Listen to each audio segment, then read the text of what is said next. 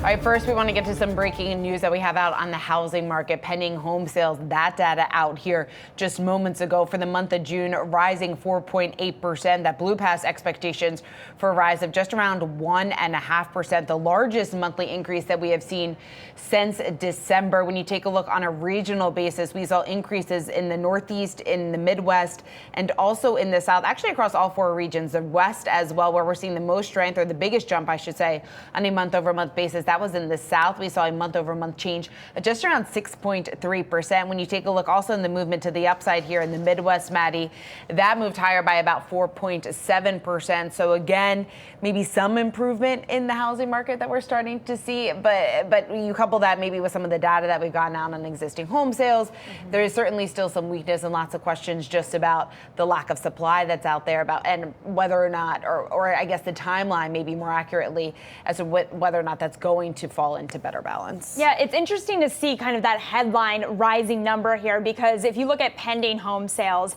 in a lower part of the data print here, pending home sales fell 7.8% year over year.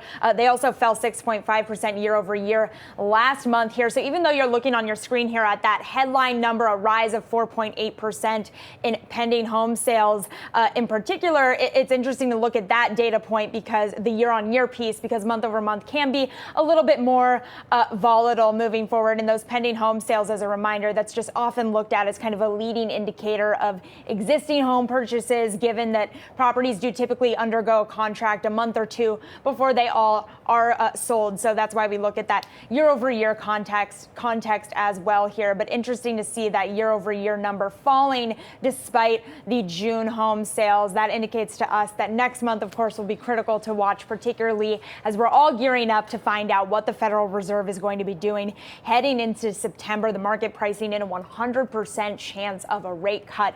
But of course, Seana, we're going to be taking a very close look at that as we head into the meeting today here.